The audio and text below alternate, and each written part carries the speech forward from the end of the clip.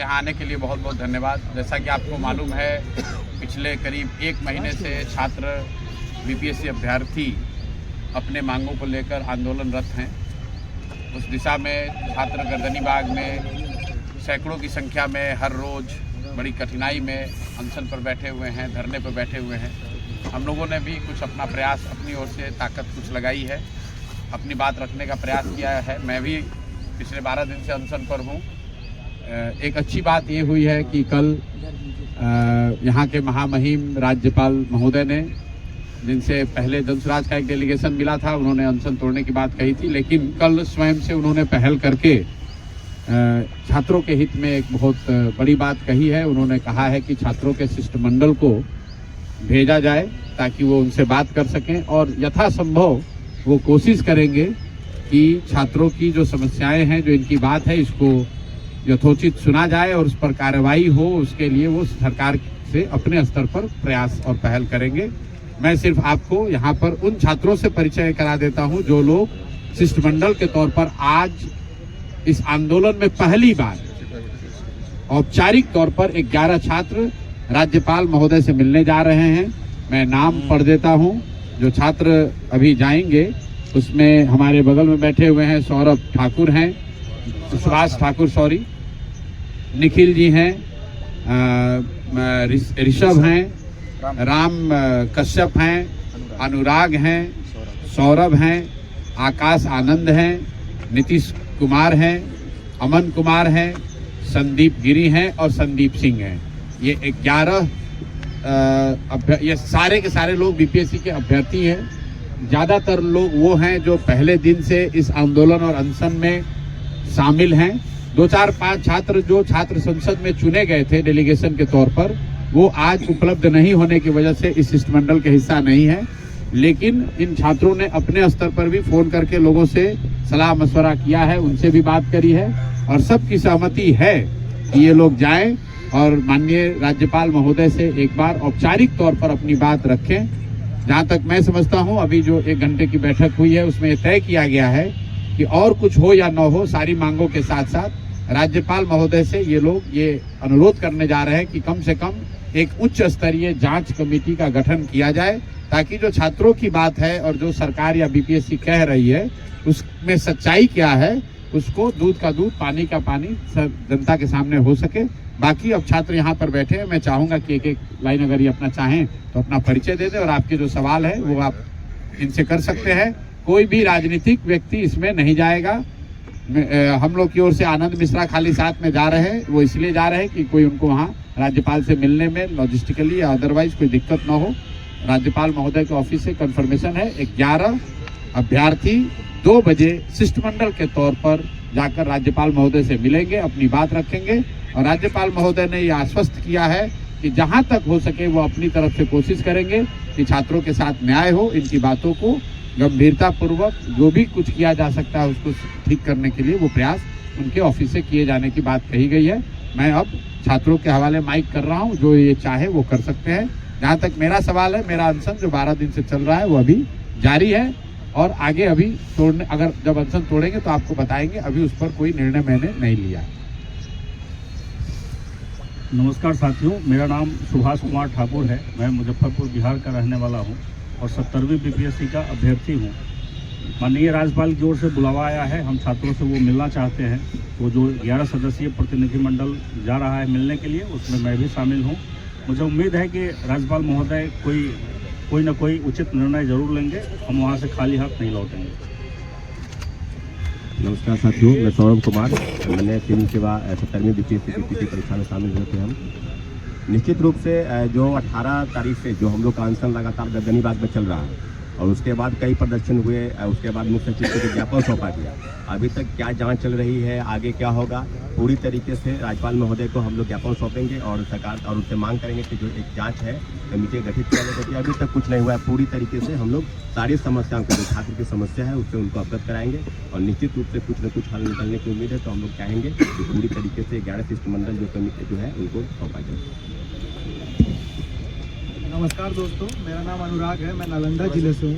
13 तारीख के बाद से ही पिछले 1 महीने से हम लोग इसमें लगे हुए हैं, कुछ ना कुछ प्रयास कर रहे हैं, काफ़ी भाग दौड़ कर रहे हैं। अब कल संक्रांति है, उम्मीद है राज्यपाल महोदय कुछ हमें अच्छा पॉजिटिव रिस्पांस दें, हमारी बातों को सुने, हमारे सारे विषयों को ध्यान से नज़र में रखें। मेरा नाम नीतीश कुमार है। आप इतना देर आए 5 मिनट परिचय मैं मधेपुरा से हूँ और मेरा नाम अमन कुमार है और मैं सीतामढ़ी का रहने वाला हूँ। मेरा जो सेंटर पड़ा था वो औरंगाबाद पड़ा था।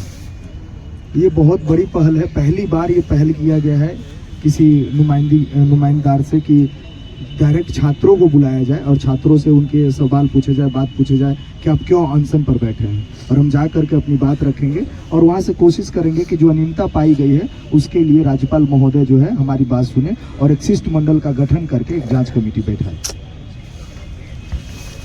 नमस्कार साथियों, मेरा नाम संदीप गिरी है। मैं पश्चिम चंपारण से हूँ। मैं 70th बीपीएससी का अभ्यर्थी हूँ।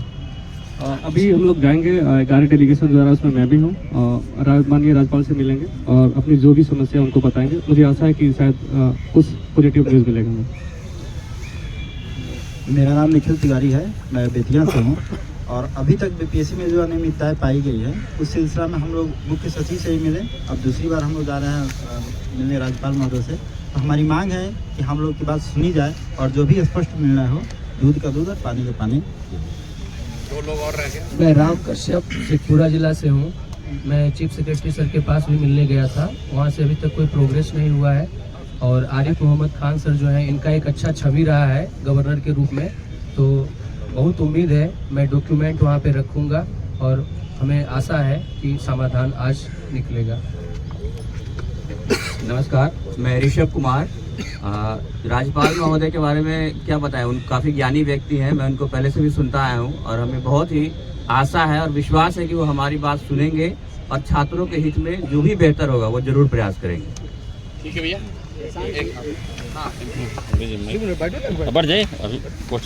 मेरा नाम सत्यम कुमार है, मैं नालंदा से हूँ और मैं इस शिष्टमंडल में शामिल नहीं हूँ, लेकिन मैं सर से आग्रह करना चाहता हूँ कि हम लोग ये आग्रह करना चाहते हैं कि सर जल्दी से जल्दी अपना आमरण अनशन तोड़ने पे विचार करें। ठीक, बहुत बहुत धन्यवाद। मैं छात्रों का शुक्रगुजार हूँ। अभी सबसे बड़ी प्राथमिकता ये है कि छात्रों के साथ न्याय हो, इनकी बात सुनी जाए, मानी जाए न मानी जाए वो अलग मुद्दा है। ये आंदोलन आपको ये समझना है, आंदोलन ये हठधर्मिता नहीं है कि हमारी बात मानी है। आंदोलन इस बात की है कि कम से कम जो बेसिक लोकतांत्रिक मूल्य हैं, आप चुने हुए प्रतिनिधि हैं, छात्रों को अगर कोई गलती बात लग रही है तो उनसे मिल लीजिए। अभी तक मुख्यमंत्री मिले तक नहीं है, बहुत दुखद है और मैं इसलिए हृदय से राज्यपाल का धन्यवाद कर रहा हूं कि कम से कम उन्होंने इतनी सहृदयता दिखाई है, संवेदनशीलता दिखाई है, बच्चों को बुलाया है। तो मेरा विश्वास है कि आपके रहते हुए इन बच्चों के साथ अन्याय नहीं होगा और अच्छा कुछ निकलेगा। बच्चे जाए, आप वापस अपने पढ़ाई और अपने तैयारी में लगे, यही होना चाहिए। बाकी हम लोग की जो राजनीति है वो तो रोज चलती रहेगी, उसका कोई बहुत महत्व नहीं है। इन बच्चों का रास्ता निकले, यही आशा और अपेक्षा है। प्रशांत जी, लेकिन एक सवाल है कि जर्ली को सीट बेचने का मामला है, तो क्या गवर्नर अगर स्टेट एजेंसी को ही कहते हैं जांच के लिए, तो आप लोग संतुष्ट होंगे, छात्र संतुष्ट होंगे? देखिए, छात्र यहाँ बैठे हुए हैं, मैं कोई नहीं हूँ ये कहने वाला कि छात्र कैसे संतुष्ट होंगे, लेकिन मैं जितना इन बच्चों को अभी समझ पाया हूँ, मुझे ऐसा लगता है कि ये कोई बहुत अनरीजनेबल बात नहीं कर रहे हैं। छात्र ये कह रहे हैं कि गलती हुई है, प्रशासन ये कह रहा है गलती नहीं हुआ है, तो कोई एक जांच कमेटी बनाकर, सरकार अपने अधिकारियों का ही जांच कमेटी बनाकर जांच कर तो दिखा तो दो भाई कि नहीं गलती हुई है। ये कोई बहुत अनरीजनेबल बात तो नहीं है। अगर छात्र कह रहे हैं भाई 5 आदमी मुख्यमंत्री से मिलकर अपनी बात कह दें, मुख्यमंत्री को मिलने में इतना कोई दिक्कत तो नहीं होना चाहिए। तो मुझे लग रहा है कि इनका जो डिमांड है वो अनरीजनेबल नहीं है, सरकार अनरीजनेबल है। अब यहाँ पर संवैधानिक तौर पर पूरे सरकार व्यवस्था के गार्जियन है राज्यपाल, और उन्होंने अगर स्वयं से पहल करके बुलाया है तो इनका दायित्व है लोकतंत्र में, जो जिन लोगों का भी हम लोग का यकीन है कि राज्यपाल महोदय ने जब बुलाया है तो ये छात्र जाएंगे, अपनी बात रखेंगे और हम लोग उम्मीद करते हैं कि राज्यपाल महोदय यथोचित निर्णय लेंगे। प्रशांत जी, आप अनशन पर लगातार बैठे हैं, राज्यपाल से मुलाकात होगी छात्रों की, इसके बाद क्या अगर कुछ इनको मिलकर आने दीजिए। हमारा अनशन कोई राज्यपाल महोदय के विरुद्ध थोड़ी ना है, ये तो राज्यपाल महोदय यहाँ के गार्जियन होने के नाते, संवैधानिक गार्जियन होने के नाते उन्होंने एक पहल की है, मैं उसका दिल से स्वागत करता हूँ। मुद्दा प्रशांत किशोर नहीं है, मुद्दा प्रशांत किशोर का अनशन नहीं है। इन बच्चों का मामला खत्म हो जाएगा तो भी हमारी लड़ाई तो सरकार से चलती रहेगी, वो तो अलग बात है। मुद्दा इन बच्चों के साथ जो अन्याय हो रहा है वो है। आगे से सत्याग्रह की तैयारी है क्या? कल प्रशासन आपका कैंप उखाड़ दिया गया पूरा? ऐसा नहीं, कैंप उखाड़ा नहीं गया है। प्रशासन ने वहां पर कैंप लगाने से रोका है। ऐसे कैंप तो मैं बिहार में हर गांव में पिछले 2 साल में लगा चुका हूं।